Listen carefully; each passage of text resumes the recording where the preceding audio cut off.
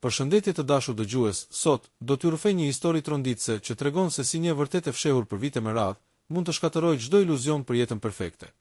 Djali i vetëm i një biznesmeni të pasur, i rritur mes luksit dhe privilegjeve, besonte se babai i tij kishte ngritur perandorinë e tij me punë të ndershme dhe zgjuarsi. Ai e adhuronte, e kishte për idol dhe ndëronte të bëhej si ai një ditë. Por gjithçka ndryshoi në momentin ku një letër e vjetër, e gjetur rastësisht në kasafortën e shtëpisë, zbuloi një të kaluar që askush nuk do ta kishte imagjinuar. Në atë letër ishin përmendur emra, shumë parash dhe data. Fillimisht, djali mendoi se bëhej fjalë për biznes, por pak nga pak, duke ndjekur gjurmët, ai kuptoi se pasuria e babait të tij nuk vinte nga puna e ndershme, por nga gjaku i njerëzve të pafajshëm. Babai i tij kishte qenë një vrasës me pagesë, i cili, pas shumë viteve krimesh, kishte larë gjaku me para dhe ishte shndëruar në një njeri të respektuar. Djali ndjeu se toka i iku nga këmbët. Tani duhej të vendoste, ta denonconte babain që e kishte rritur me dashuri, apo ta mbronte dhe të mbante të fshehtë një krim që e përndishte çdo natë në ëndra, dhe këtu nis historia jon. Sekreti në kasafortën një vilë madhështore në periferi të Tiranës, ku çdo mund mbante aromën e luksit dhe heshtjes, jetonte Ardi, një djalë 23 vjeçar që sapo kishte përfunduar studimet për drejtësi. Ishte djali i vetëm i mentor Kelmendit, një biznesmen i njohur për suksesin, ndikimin dhe bamirësitë e tij publike. Të gjithë respektonin mentori. Ishte njeriu që kishte dalë nga varfëria dhe kishte ndërtuar një perandori financiare që shtrihej nga ndërtimi deri tek investimet ndërkombëtare. Njerëzit e quanin njeriu me fat të artë, por askush nuk dinte se fati i tij ishte ndërtuar mbi plagët e të tjerëve. Ardi ishte rritur duke parë baban si modelin e përsosur. Ai e adhuronte mënyrën si fliste, si sillej, si vishte kostumet e tij të shtrenjta. Për të, babai ishte hero.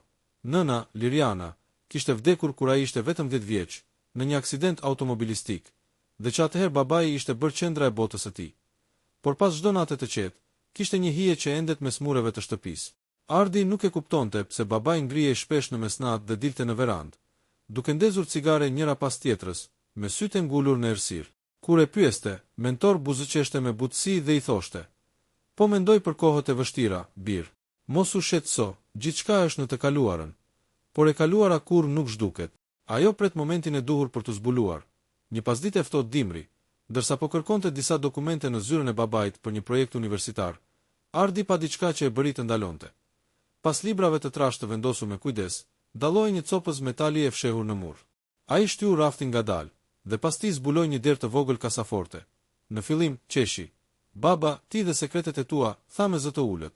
Por kur u përpoq ta hapte, vuri re që kasaforta kishte një sistem të ri sigurie me kod elektronik. Dhe mbi të, një çelës i vogël ngjyra argjendi. Në instinkt, Ardi kërkoi sirtarin e poshtëm të tavolinës, aty ku babai mbante dokumente të rëndësishme, dhe gjeti një fletë të vogël të palosur në formë trekëndëshi. Ishte e vjetër, e zverdhur, dhe në cepin e saj kishte një shënim të çuditshëm. Nëse e hap, do ta dish gjithçka, por dije që pas të vërtetës nuk ka kthim. Duart e Ardit filluan të dridheshin. Ai ndjeu diçka të ftohtë në stomak, një parandjenje e keqe që i thoshte të ndalonte. Por kurreshtja ishte më e fortë. Ai futi çelësin në brav, e rrotulloi, dhe me një zhurmë të lehtë, dera e kasafortës u hap. Brenda, përveç disa dosjeve, kishte një kuti druri të errët, të lidhur me një rip lëkure. Ardi e mori me kujdes dhe e vendosi mbi tavolinë. Kur e hapi, një aromë rënd letre të vjetër dhe tymi doli jashtë. Brenda ishin fotografi bardhë e zi, disa letra të daktilografuara dhe një pistolet e vogël me gravurë të artë. Në fillim, ai mendoi se ishin kujtime nga koha e luftës ose ndonjë periudhë e errët e vendit. Por kur mori në dorë njërin nga fotot, zemra ju ndal për një çast. Ishte babai i tij, shumë i ri, i veshur me një xhaketë të zezë, duke qëndruar pranë një trupi të shtrirë në tokë. Në dorë mbante të njëjtën pistolet që ndodhej në kuti. Sytë e Ardit u mbushën me lot. "Jo, kjo nuk mund të jetë e vërtetë", përshpëriti ai. Ai mori një tjetër foto. Në të, babai ishte me disa burra të tjerë, të gjithë të armatosur, dhe në sfond duke një shtëpi e djegur. Në njërin prej letrave ishte një listë me emra dhe shuma të mëdha parash përballë secilit. Në krye shkruhej: "Objektivat të përfunduar". Ardi ndjeu sikur po mbytej. U ul në dysheme me fotot në duar dhe i erdhën në mendje të gjitha pyetjet që e kishin shqetësuar që fëmijë. Pse babai kishte aq shumë armiq në biznes? Pse disa njerëz e shikonin me frikë? Edhe pse ai ndihmonte financiarisht? Pse kishte net kur rinte zgjuar deri në mëngjes, duke pirë konjak vetëm në errësirë? Tani gjithçka kishte kuptim. Në mbrëmje, kur mentori u kthye në shtëpi, Ardi ishte ende në zyrë. Kishte vendosur fotot përsëri në kuti. por nuk mund të fshinte nga mendja imazhin e babait që mbante armën në dorë. Mentori hyri, me fytyrën e lodhur, por me buzëqeshjen e zakonshme. Çfarë bën, bir? Po punon akoma. Zëri i tij ishte i ngrohtë, i qetë. Ardi ngriti kokën, e pa drejt në sy, dhe ndjeu që nuk mund të fshihej më pas asaj fytyre. Baba mund të pyes diçka. Çfarë do, bir? Ardi nguroi për një moment, pastaj tha: "A je ndonjëherë penduar për diçka që ke bërë në të kaluarën?" Mentori ngriti vetullat, i befasuar. "Çfarë pyetje është kjo?" "Natyrisht që po, të gjithë kemi gabime." "Pse e pyet?" Ardi uli syt. "Sepse ndonjëherë mendoj që disa gjëra nuk janë thjesht gabime. Janë më shumë se kaq. Janë mëkate që shkrihen kur." Pauza që pasoi ishte e gjatë. Mentori e vështroi të birin me një shikim që për herë të parë nuk ishte më prindëror, por i frikshëm. "Ardi, çfarë ke parë?" Zëri i tij ishte i ulët, por me një ton që nuk lë vend për gënjeshtra. Ardi ngriti syt. "E hapa kasafortën, baba." "E di gjithçka." Mentori u ngrir. Ngjyrat ju shuan nga fytyra. Ai u ul ngadalë në karrige dhe mbuloi fytyrën me duar. Për disa sekonda, në dhomë mbretëroi një heshtje që rëndonte më shumë se çdo britu. Pastaj, me një frymarrje të thellë, ai tha: "E dija që ky moment do vinte një ditë." Ardi u ngrit në këmbë, syt i ndritnin nga zemërimi. "Ke vrarë njerëz, baba. Ke ndërtuar gjithçka me gjak. Unë jam rritur duke të besuar, duke menduar se je njeriu më i ndershëm në botë. Dhe tani më del se ke qenë një vrasës me pagesë." Mentori ngriti kokën dhe e pa drejt në sy. "Po, Ardi, kam vrarë, por jo për kënaqësi, as për para. E bëra për të mbjetuar, në një kohë kur jeta vlente më pak se një cigare." "Mos u justifiko." "Bërtiti, Ardi. S'ka asnjë arsye që të marrësh jetën e tjetrit." Mentori heshti. Pastaj, me një zë të dridhur, filloi të tregoj. Ishte viti 1997, vendi po digjej nga kaosi. Unë isha vetëm 22 vjeç, pa familje, pa para. Më ofruan një punë, të eliminonim një tregtar që kishte marrë peng një vajzë. Ishte punë e pistë, por atëherë s'kishte ligje, s'kishte as shtet. Unë prita që dikush tjetër ta bënte, por askush nuk guxoi. Dhe kur e bëra, njerëzit më paguan. Pastaj erdhën të tjerë, çdo herë më të pasur, çdo herë më të rrezikshëm. Deri ku një ditë kuptova që isha bërë si ata që urreja. Dhe pastaj u bëre biznesmen, u veshe me kostum dhe fshive gjithçka, tha Ardi me ironi. "Tani jeton si njeri i ndershëm ndërsa viktimat e tua s'kan më frym." Mentori uli kokën. "Po, e pranoj. Kam ndërtuar gjithçka mbi mëkat, por çdo gjë që kam bërë më vonë, çdo ndihmë, çdo shtëpi që kam ngritur për njerëzit e varfër, ishte për të larë gjakun tim. Se di nëse Zoti më ka falur, por unë kam provuar çdo ditë të jetës sime." Sytë e Ardit u mbushën me lot. Ishte i ndarë me surrejtjes dhe dhimbjes. "Ti s'mund të lahesh me para. Baba s'ka asnjë pasuri që e pastron atë që ke bërë." Mentori ngriti kokën me një qetësi të frikshme. "Atëherë më denonco, bir. Nëse kjo do të jap paqe, bëje, por dije se unë nuk kam asgjë për të fshehur." Ardi e pa për disa sekonda. Mbi tavolinë qëndronte kutia e drurit, si dëshmi e së kaluarës. Ai e mbylli, mori frym thellë dhe tha: "Jo, ende jo, por një ditë do ta bëj." Dhe doli nga dhoma, duke lënë babain e tij të ulur në errësirë, me sytë ngulur në dritën që fike ngadalë mbi fytyrën e tij. Në atë natë, në shtëpi nuk u dëgjua asnjë zë, vetëm era që përplasej në dritare, sikur po i tregonte botës se sekreti i një vrasësi më në fund kishte dalë në dritë. Në mëngjesin që pasoi, Ardi u zgjua me një peshë të rëndë në shpirt. Nuk mund ta shikonte babain në sy, por as nuk mund të largohej. Duhej të dinte më shumë. Kush ishin viktimat? Kush e kishte paguar babain? Dhe mbi të gjitha a kishte ende njerëz që dinin të vërtetën? Ai vendosi të mos fliste me askënd. Jo akoma, por ndërsa zbriste shkallët, dëgjoi zërin e babait që fliste në telefon, me një ton të ashpër që se kishte dëgjuar kur më parë. Ai e di, po, djali im, tani duhet të veprojmë shpejt, para se të jetë vonë. Zemra e Ardit ndaloi për një sekond.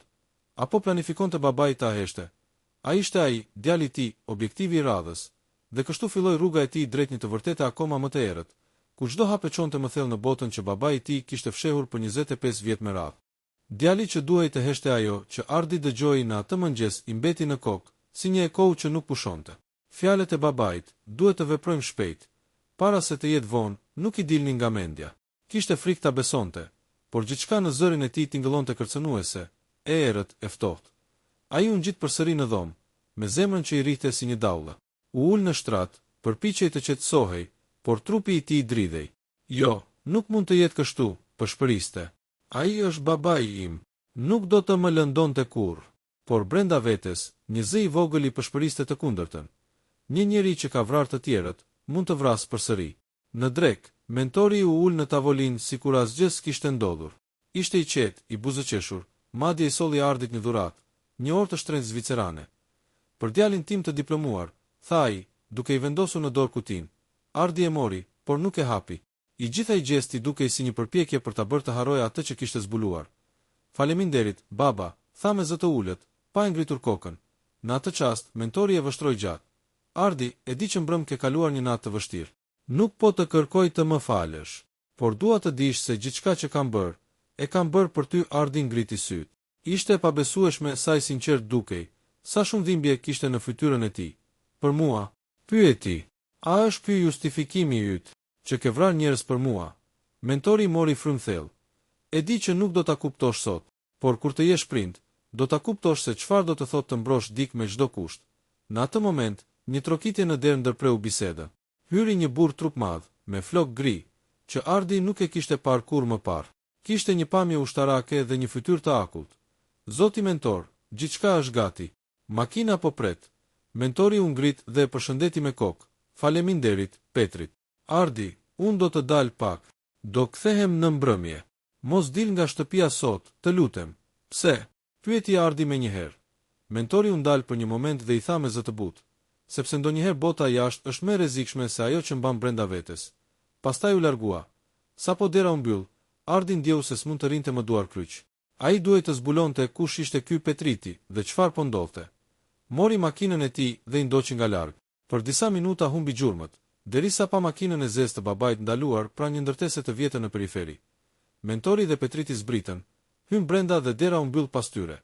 Ardi doli nga makina, vuri kapuçin dhe ju afrua ndërtesës. Ishte një godinë e vjetër, dikur fabrik, tani e braktisur, përmes një dritareje të thyer, pa babain e tij ulur përballë 3 burrave të tjerë. Njëri kishte një valixhe me dokumente. Ai e di gjithçka, mentor, tha njëri prej tyre me zë të ashpër.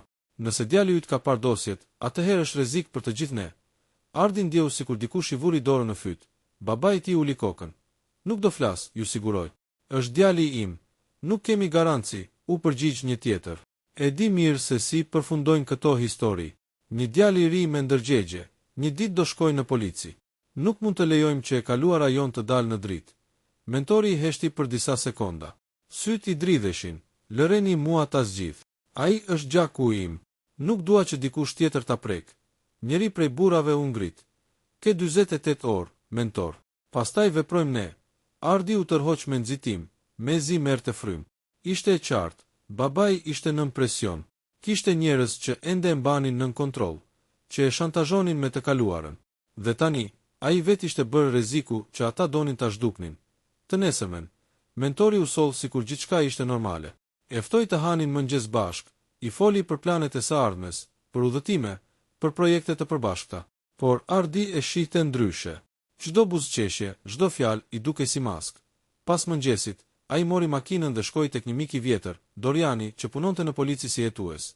Duhet të tregoj diçka, por të lutem, asnjë fjalë për askënd, i tha ai me zë të dridhur. Doriani, i tronditur nga serioziteti i mikut të tij, e dëgjoi me kujdes. Ardi i tregoi gjithçka. Fotot, dosjet, takimin e dieshëm. Doriani heshti për disa sekonda, pastaj tha: Ardi, kjo që më tregon është jashtëzakonisht e rrezikshme. Babai yt nuk është thjesht një njeri me të kaluar të errët. Ai ka qenë pjesë e një organizate që operonte për vite me radhë. Ka dosje të mbyllura që lidhen me emrin e tij, por asnjëherë nuk u provua asgjë. Çfarë duhet të bëj? Pyeti Ardi me dëshpërim. Së pari, mos e përballo direkt. Mbledh prova, çdo gjë që mund të vërtetoj çfarë ke parë. Pastaj, më lër mua ta kaloj në kanalet e duhura. Por, kujdes, Ardi, ata njerëz nuk falin. Nëse e kuptojnë që ti po heton, nuk do të ndalen. Ardi u kthye në shtëpi vonë, i lodhur dhe i tronditur. Në mbrëmje, mentori po e priste në verandë me një gotë konjak në dorë. Ku ishe? E pyeti, te një mik. Po flisnim për disa projekte. Mentori e vështroi gjatë. Pastaj tha me një zë që ngrinte gjakun. Mos më gënje, Ardi. E di shumë mirë ku ishe. Ardi u ngrir. Çfarë do të thuash? Mentori e vendosi gotën ngadalë mbi tavolinë. Doriani më telefonoi. Ai më tha gjithçka. Ti ke filluar të kërkosh për mua, apo jo? Ardi u ndal. Zemra i rahu fort, po, e vërtet. Duhet të dija kush e vërtet. Mentori e ngriti zërin për herë të parë. Nuk e të drejtë të gjykosh diçka që se ke përjetuar. Nuk e qenë atje, kur çdo ditë duhej të zgjidhje midis jetës dhe vdekjes. Nuk më intereson. Bërtiti Ardi. Ti vrave njerëz, baba. Dhe tani, përpiqesh të më bindesh se ishte për mbijetesë. Mentori u ngrit në këmbë, u afrua pranë tij dhe tha me një ton të ftohtë. Ti nuk e kupton ende në çfarë rreziku je futur. Ata që më njohin, e din gjithçka për ty. Nëse unë bie, ti je i radhës, Ardi e pa drejt në sy. Atëherë më mbroj, nëse të kam betur sadopak nder. Një heshtje e rënd ra mes tyre. Pastaj mentori u kthye drejt dritares dhe tha ngadalë. Ndonjëherë, për të shpëtuar dik, duhet ta humbasësh për pak. Ardi nuk e kuptoi menjëherë kuptimin e atyre fjalëve. Por atë natë, kur u zgjua në mes të errësirës, kuptoi gjithçka. Në dritaren e dhomës së tij ishte ngjitur një copë letre. Ik. Sot, mos kthehu më. Ai u ngrit me nxitim, mori disa rroba dhe doli në heshtje. Ndërsa po largohej me makinë, syt ju mbushën me lot. Babai i tij, pavarësisht gjithçkaje, po përpiqej ta shpëtonte. Por sapo kaloi rrugën e dytë, një veturë e zezë ju vu pas, shpejtoi, ktheu në rrugica, por makina pas tij nuk u nda. Dritat e saj e verbuan. Zemra i rahu fort. Deri sa një krism u dëgjua. Një plumb përplasi xhamin e pasme. Ai shtypi gazin deri në fund. Hyri në një rrugë të ngushtë dhe doli nga makina. Vrapoi në përpyll, pa kthyer kokën pas. Vetëm frymarrja e rëndë dhe frika e mbajtën në këmbë. Kur më në fund daloi, diku pas një ore, dritat e ndjeksve ishin zhdukur. U ul në tokë, me duart mbi fytyrë, dhe kuptoi. Jeta e tij nuk ishte më e njëjtë, dhe babai i tij nuk ishte thjesht një njeri me të kaluar të errët. Ishte pjesë e një bote ku çdo mëkat kishte një çmim. Në atë moment, telefoni i Ardit ra. Ishte një numër i panjohur. Ai dridhi duart, e hapi, dhe një zë i njohur tha ngadalë. Bir më fal. Pastaj u dëgjua një shtën, dhe linja u ndërpre. Në ditët që pasuan, shtëpia e Martineve nuk ishte më e njëjta.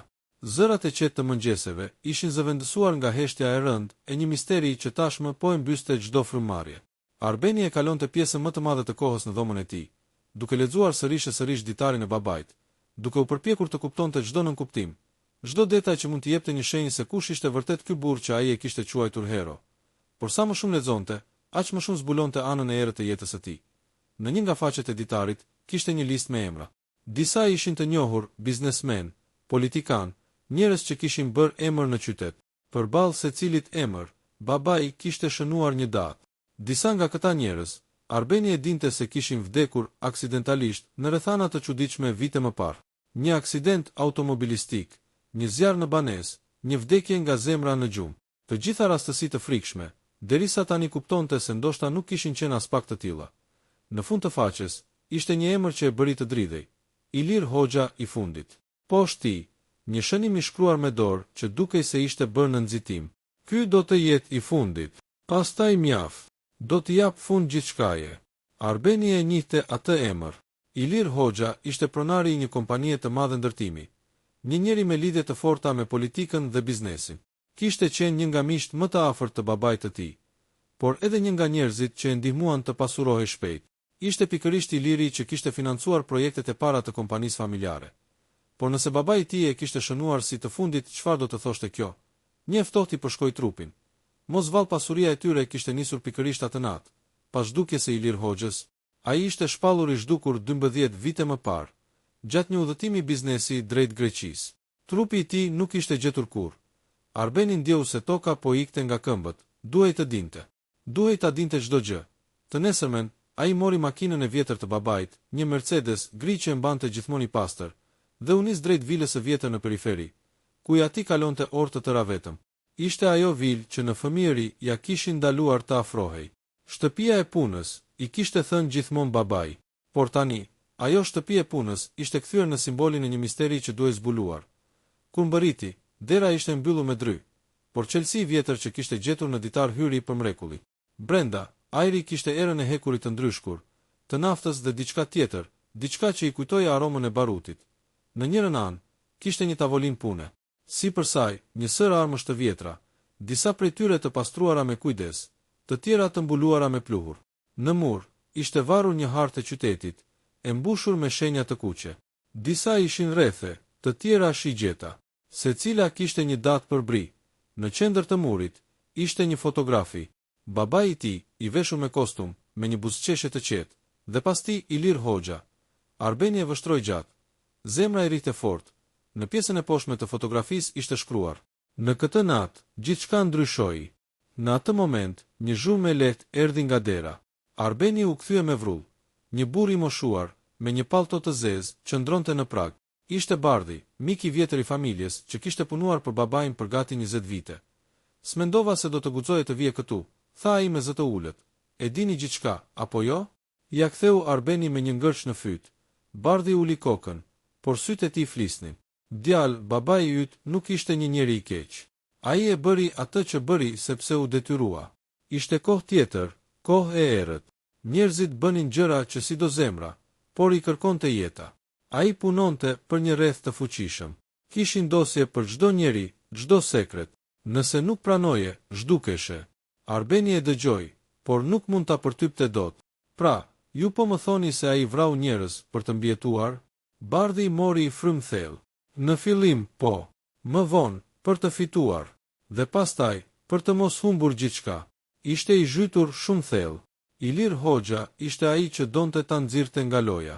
Dhe atëherë ndodhi ajo natë. "Cila natë?" Bardhi shikoi nga dritarja, sikur kujtimi i asaj nate ta lëndonte ende. "Nata kur u zhduk Iliri. Ata u takuan në këtë shtëpi. Babai yt e kishte paralajmëruar të mos përmente emra para të huajve. Por Iliri se dëgjoi. Ishte gati ta shantazhonte. Dhe kur gjërat dolën jashtë kontrollit, një plumb u shkrep. Një i vetëm. Babai yt nuk e planifikoi, por pas asaj nate, s'kishte më kthim. Një heshtje e gjatë mbushi dhomën. Arbeni ndjeu sikur po e dëgjonte një film që se besonte dot. Ai babai që e kishte mësuar të jetë i ndershëm, që i fliste për ndershmërinë dhe punën e ndershme, kishte qenë një vrasës. Por pastaj kujtoi natët kur e shihte të ulur vetëm në verandë, me sytë mbërthyer në horizont. Kujtoi si i dridheshin duart kur dëgjonte lajmet e vrasjeve në televizor. Kujtoi si i thoshte gjithmonë: "Biri im, çdo pasuri që vjen shpejt, të merr shpejt shpirtin." Ndoshta ai po fliste për veten e tij. Kur Bardhi iku, Arbeni qëndroi vetëm në shtëpi për orë të tëra. Zëri i babait i e honte në kokë. Ai ndjeu një përzierje emocionesh, urrejtje, keqardhje, frikë, por edhe një ndjenjë të çuditshme respekti. Jo për veprimet e tij, por për barën që kishte mbajtur. Në një nga sirtarët, ai gjeti një kasetë të vjetër me etiketë për Arbenin kur të jesh gati. Zemra ju drodh. E futi në kasetofon dhe shtypi plaj. Zëri i babait, i ngrohtë, i thellë, mbushi dhomën. "Biri im, nëse po e dëgjon këtë, do të thotë që unë nuk jam më. Tani e di kush isha. Nuk dua të më justifikosh, por dua të më kuptosh. Gjithçka që bëra, e bëra për të mbrojtur ty dhe nënën tënde. Njerëzit për të cilët punoja ishin të rrezikshëm, dhe unë isha vetëm një pjesë e një zinxhiri. Kur kuptova se nuk kishte më kthim, u përpoqa ta ndaloja. Por gjaku i derdhur nuk fshihet lehtë. Më fal, bir. Mos e urre jetën për atë që bëra, dhe mos e lejo askënd të kthej në atë që isha unë." Zëri u ndërpre. Arbeni mbeti i ulur përballë kasetofonit, me lotë që i rëshisnin në heshtje. Në atë moment, e kuptoi se ndoshta babai i tij kishte qenë më shumë viktim se sa kriminal. Një njeri që e kishte dashur familjen aq shumë, sa ishte zhytur në ferr për ta mbrojtur. Kur doli nga shtëpia, dielli po perëndonte mbi horizontin e qytetit. Arbeni ndjeu se tashmë mbante një peshë të re mbi supe. Jo më peshën e pasurisë, por peshën e së vërtetës. Dhe e dinte se duhej të merrte një vendim, të vazhdonte të jetonte me mëkatin e babait, apo ta pastronte emrin e tij, duke përballuar të gjithë ata që ende përfitonin nga krimet e së kaluarës. Por para se të merrte vendimin e madh, ai duhej të dinte një gjë tjetër. Në fund të ditarit, ishte një faqe që nuk kishte mundur ta lexonte. Ishte ngjitur me ngjitës, sikur dikush ta kishte fshehur qëllimisht. Me kujdes, ai e shkuli dhe lexoi rreshtin e parë. "Nëse ndodh diçka me mua, mos beso askënd, as Bardhin." Arbeni ngriti syt me tronditje. Gjaku ju ngrir në vena, pra. Bardhi mund të mos ishte ai që pretendonte. Një frymë e ftohtë i përshkoi shpinën, ndërsa dritat e natës mbulonin rrugën e errët përballë. Një makinë e zezë po qëndronte ndezur në distancë dhe dritat ju drejtuan shtëpisë. Arbeni e ndjeu instinktivisht, dikush po e vëzhgonte, dhe ndoshta historia e babait të tij sapo po fillonte për të. Nata kishte rënë plotësisht. Arbeni qëndronte i ngulur pas dritares, me syt ngulur tek makina e zezë që nuk lëvizte prej minutash. Zemra e rritë fort, duart i ishin bërë të akullta. E ndjente, diçka nuk shkonte. Kjo si ishte thjesht një makinë e rastësishme. Ai ndjeu se po e vëzhgonin, ndoshta që kur kishte hyrë në shtëpi. Fjalët e fundit të ditarit i rrotulloheshin në mendje. Mos beso askënd, as bardhin. Një ndjenjë ftohtësie ju ngjit në shtyllën kurrizore. U përpoq të kujtonte çdo detaj të takimit me bardhin. Zëri i tij, mënyra si shmange syve, si e kishte mbyllur me nxitim bisedën, dhe si kishte ikur menjëherë pas asaj që e quajti rrëfimi i vështirë. Në momentin që dritat e makinës u fikën, Arbeni e dinte se nuk mund të rinte më aty. Mori ditarin, kasetën dhe disa letra të tjera që i gjeti në sirtar. Në një cop letër, një kod i çuditshëm ishte shkruar me dorë nga babai. Ath 1924 kërë. E kishte parë diku këtë stil kodi. Ishte një kombinim që përdori nga agjencitë logjistike për transport ndërkombëtar. Por nuk mund të ishte veç se Athina. A kishte babai ndonjë lidhje atje? Nuk kishte kohë për të menduar më gjatë. Jashtë, një derë u përplas. Arbeni mori frymë thellë, doli nga dera e pasme dhe u zhduk në pyllin e vogël pas vilës. Nga larg dëgjoi hapa, dritat e elektrikut që përshkonin terin dhe një zë që bërtiste. Mos e lini të dalë gjallë. 3 ditë më vonë, në një hotel të vogël në Pire, Arbeni qëndronte përballë një laptopi të vjetër, duke kërkuar çdo mundësi që të deshifronte kodin. Kishte kaluar kufirin fshehurazi me emër të rem. Kishte djegur çdo dokument që e lidhnin me Shqipërinë, dhe tashmë ishte vetëm, i ndjekur nga hije që nuk i shite dot. Në fund të kërkimit të gjatë, një lidhje vogël u shfaq në ekran. Kronos International Development, një kompani me qendër në Athinë, që rezultonte mbyllur prej 12 vitesh. Ajo datë ishte e njëjtë me zhdukjen e Ilir Hoxhës dhe me ditën e fundit të babait të tij në teren. Në faqen arkivore, Arbeni lexoi diçka që ia ngriti flokët përpjet. Drejtor ekzekutiv Alexander Martin. Babai i tij. Kompania ishte një maskim. Pas saj fshihej një rrjet ndërkombëtar që përdorte projekte ndërtimi për të larë para të ardhura nga kontrata për vrasje me pagesë. Çdo projekt ndërtimi ishte në fakt një kod për një objektiv të eliminuar. Palla 8 ishte misioni i 8. Tuneli 5, misioni i 5. Dhe Ilir Hoxha kishte qenë kulla 12, tani gjithçka merrte kuptim. Por në fund të faqes arkivore, kishte një emër tjetër që e tronditi, zëvendës drejtor, Bardh Kola. Arbeni ndaloi frymën. Bardhi kishte qenë pjesë e organizatës, jo viktim, jo mik, por bashkëpunëtor. Ai ishte njeriu që e kishte futur babain në këtë rrjet dhe që tani po përpiqej ta mbyllte çdo gjurmë. Por pse tani? Pse pas kaq vitesh, kur gjithçka dukej se ishte haruar? Në të njëjtën faqe ishte një fjalë që i tërhoqi vëmendjen, projekti Feniksi. Sipas dokumentit, ishte një operacion aktiv i vitit 2025, Arbeni u trondit. Kjo do të thoshte se rrjeti nuk ishte shuar, ishte ringjallur. Në mbrëmje, teksa po dilte nga hoteli, një grua ju afrua me një çantë lëkure në dorë. Ishte rreth të 30-tave, flok të zinj, sy të gjelbër që të shponin si thik. Arben Martin? Pyeti ajo në anglisht. Arbeni u tërhoq një hap prapa. Më keni ngatëruar. Ajo buzëqeshi me ironi. Nëse të kam ngatëruar, atëherë pse ke ditarin e babait tënd në çantë? Ai ngriti syt. Gruaja nxori një kartë, Interpol, seksioni për krimet transnacionale. Emri i saj, Elena Vardis. Ne e kemi ndjekur këtë rrjet prej vitesh. Babai yt ishte një hallk, por jo më i rrezikshëm. Ai donte të dalë prej tij. Madje na la një mesazh. Një mesazh. Ajo hapi një dosje dhe nxori një fotografi të zverdhur. Ishte babai i tij, me një shprehje të lodhur në fytyrë, duke mbajtur në dorë një cop letër ku shkruhej: Nëse dikur dikush e gjen këtë, thuajini djalit tim të mos e kërkojë të vërtetën. Është më e errët se nata. Arbeni e ndjeu gjakun t'i rrite si zjarr në trup. E kam gjetur tashmë, tha ai, dhe s'kam ndërmend të ndalem. Elena e shikoi me një ndjenjë përzier midis dëmshurisë dhe frikës. A e kupton se çfarë po kërkon? Feniksi nuk është thjesht një operacion, është ringjallja e organizatës që vrau baban tënd. Fjalët i ngelën në ajër. E vrau? Pyeti ai i tronditur.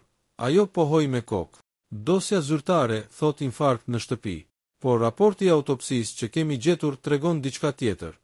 Gjurmë injeksioni në qafë, një substancë që përdoret për të imituar atakun kardiak. Në atë moment, gjithçka u përmbys. Babai i tij nuk kishte vdekur natyrshëm, ishte eliminuar nga njerëzit e vet nga bardhi. 2 ditë më vonë, Elena dhe Arbeni ndodheshin në një magazin të braktisur në portin e Pireut. Ajo kishte organizuar një takim me një informator të vjetër që kishte punuar në Kronos, por kur hyn brenda, gjithçka ishte e heshtur. Asnjë njeri, vetëm era e jodit dhe e kripës që përzije me diçka tjetër me aromën e barutit. Në dy sheme, një trup, informatori i vrarë. Në mur, me gjak, ishte shkruar: Feniksi ngrihet. Elena mori frymë thellë. Ata e din që jemi pas tyre. Në atë moment, një dritë blu u ndez jashtë. Një zhurmë motori, pastaj një shpërthim i fuqishëm tronditi magazinën. Arbeni e kapi Elenën dhe e tërhoqi përjashta. Flakët u përhapën brenda pak sekondash. Kushdo që janë gjithmonë një hap para nesh, bërtiti ajo ndërsa vraponin drejt një makine. Por në momentin që po largoheshin, Arbeni pa diçka që ngriti gjaku. Në një prej makinave të parkuara, pas timonit, qëndronte bardhi. Ai e shikonte drejtë në sy, me një buzëqeshje të ftohtë, dhe ngriti dy gishtat në shenjë paralajmërimi. Në ditët që pasuan, Arbeni dhe Elena u fshehen në veri të Greqisë, në një manastir të braktisur që shërbente si bazë sekrete e Interpolit. Aty, Arbeni arriti të hyjë në sistemin e Kronos, përmes një serveri të vjetër. Në dosjet e fshehta zbuloi diçka që e shkatërroi. Në një nga dokumentet e koduara, emri i nënës së tij, Dafina, figuronte si agjente logjistike. Ajo kishte qenë pjesë e rjetit, e kishte njohur çdo gjë. Në zemrën e tij, një pjesë e fundit u thye. Gjithçka që kishte besuar, familja, dashuria, fëmijëria, ishte ndërtuar mbi gënjeshtra. Në dosje, kishte një dokument të fundit, të titulluar Operacioni Feniksi, objektivi i parë, Arben Martin. Në atë moment, dritat e bazës u fikën. Një alarm filloi të bjerë. Zërat e Elenës u dëgjuan nga korridori. Na kanë gjetur. Në ekran, para se gjithçka të shuhej, Arbeni pa një imazh të fundit. Një shenjë të zezë me një zog që digjej në flak. Simboli i Feniksit, dhe poshtë tij, një resht i vetëm. Rjeti nuk vdes. Ai rilind. Arbeni dhe Elena arritën të shpëtojnë përmes një tuneli të vjetër që dilte në mal. Kur dolën në ajër, qyteti poshtë tyre ndriçoi nga dritat e natës. Arbeni e dinte se nuk kishte më kthim. Babai i tij kishte vdekur, duke u përpjekur të çlironte veten nga kjo errësirë. Tani ishte radha e tij ta përfundonte atë që ai kishte nisur. Por Elena i tha ftohtë: "Kjo s'është më një çështje hakmarrjeje. Është luftë." Arbeni e pa drejt në sy dhe tha: "Atëherë le të luftojmë deri në fund." Ai shtrëngoi dorën e saj. Në horizont, përtej errësirës, një avion ngritej në qiell me dritat e kuqe që shkëlqenin. Ishte nisja për misionin e radhës. Në kasetën që mbante me vete, zëri i babait i jehonte ende në mendje. Mos e lejo askënd të kthej në atë që isha unë. Por Arbeni e dinte tashmë. Ndoshta për ta shkatëruar këtë rjet, duhet të bëhej pikërisht ajo që babai i tij kishte qenë diku në errësirë. Hijet e Feniksit po lëviznin përsëri dhe historia, për herë të dytë, po fillonte nga gjaku. Gjaku që flet në heshtjenetët po bëheshin gjithnjë më të gjata, dhe heshtja e shtëpisë ishte më e rëndë se kurrë, që nga momenti kur zbuloi të vërtetën për babain e tij, Ardi nuk kishte më asnjë natë gjumi të qetë. Çdo herë që mbyllte syt, shihte fytyra, jo të gjalla, por hije që i flisnin në errësirë. Ishin viktimat e babait të tij, njerëz që kurrë nuk kishte njohur, por që tani ndiheshin sikur e rrethonin. Në mëngjesin e asaj të diele, ndërsa dielli futej përmes perdeve të grisura, Ardi vendosi të zbres në bodrum. Ishte i njëjti vend ku babai e kishte ndaluar gjithmonë të hynte. Dera prej hekuri ishte ndryshkur, por ky qa u hap lehtë, sikur dikush e kishte lënë qëllimisht ashtu. Një erë rënd pluhuri dhe nafte u përhap në ajër. Kur hapi dritën, përpara tij u shfaq një realitet që i ngriti gjakun. Në mure ishin varur armë, fotografi, dosje me emra dhe data. Një tavolinë e madhe druri mbante një album të trash ku shkruhej me gërma të zeza: Operacionet e mia. Ai hapi faqen e parë, një raport i detajuar për një mision eliminimi, me një vull të huaj dhe nënshkrimin e babait të tij. Ilir Dervishi. Ardi ndjeu stomakun t'i përvjohej. Çdo faqe që kthente ishte një rrëfim krimi. Politikan, biznesmen, dëshmitar që kishin humbur aksidentalisht, dhe për secilin kishte një shumë të madhe parash të shënuar për krah, pagesa për vrasjen. Në fund të albumit ishte një zarf me ngjyrë të errët.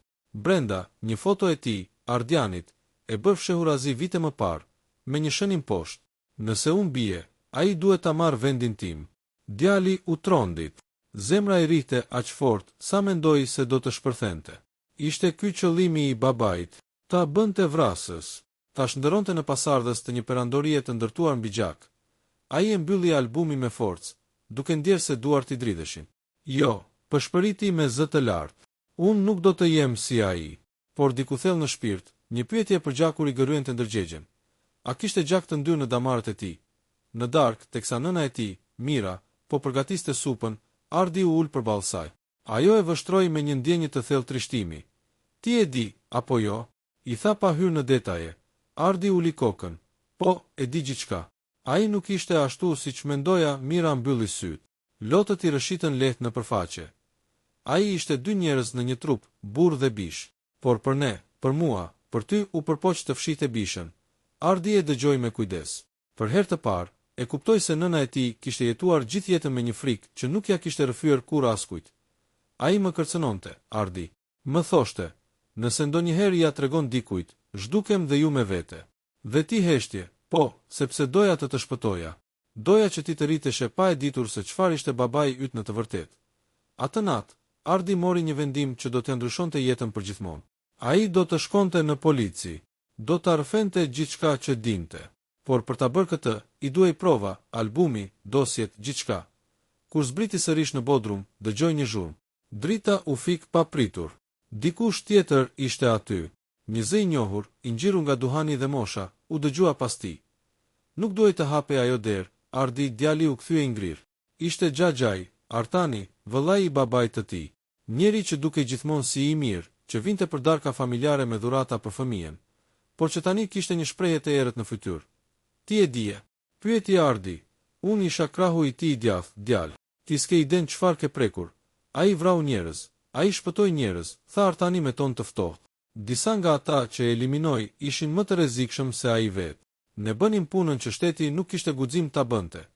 Ardi e ndjeu se po i mungonte ajri. Ishte një botë ku e mira dhe e keqja ishin bërë njësh, dhe ti do që unë ta vazhdoj këtë. Jo, s'dua, por shumë të tjerë e duan. Ti je i biri i tij, Ardi. Ata do të kërkojnë, do të testojnë. Nëse refuzon, do të zhdukesh si të tjerët, fjalët i tingëlluan si mallkim. S'do të bëhem kur si ju, Artani buzëqeshi me përçmim. Kur? Do ta shohim këtë. Ditët që pasuan ishin si një ëndër e keqe. Telefoni i Ardianit binte pa pushim nga numra të panjohur. Njerëz që flisnin me kode, që i përmendnin trashëgimin e babait. Disa i ofronin para, të tjerë e kërcënonin. Nëna e tij, Mira, nisi të friksohej. Çdo makinë që ndalej përballë shtëpisë i dukej sikur sillte rrezik. Një mbrëmje, ndërsa po përpiqej të qetësonte maman, dera u përplas fort. 3 burra me maska hyn brenda, duke kërkuar albumin. Ardi u hodh për ta ndalur, por njëri prej tyre e goditi fort në kokë. Gjaku i mbuloi syt. Në çastin e fundit, para se të humbiste ndjenjat, dëgjoi një zë që bërtiste. Merreni gjithçka dhe digjni shtëpinë. Kur u zgjua, ishte në një dhomë spitali. Trupi i mbështjell me fasho. Në krah kishte një oficer policie që e vështroi me seriozitet. Zoti Dervishi, ju shpëtuat me fat. Nëna juaj, oficerit, ju drodh zëri. Ajo nuk arriti dot, bota u shemb. Ardi bërtiti, por zëri i tij doli si një klith më patingu. Lotët i përshkruan faqeve, ndërsa dhimbja ju kthye në zemërim. Në çast, kuptoi se kishte vetëm 2 rrugë përpara. Ta linte këtë botë të merrte gjithçka, ose të ngrihej dhe të luftonte me të njëjtën armë që kishin përdorur ata, inteligjencën, fshehtësinë dhe gjakun që tashmë po i zjente në damar. Në fund të natës, kur spitali u mbush me heshtje, ai nxori nga poshtë jashtëkut një copë letër të djegur gjysmë, një pjesë e albumit që kishte arritur ta shpëtonte. Në të shkruhej një adresë, Valbon, vila e fundit në pyll. 9. Një shënim me dorëshkrimin e babait.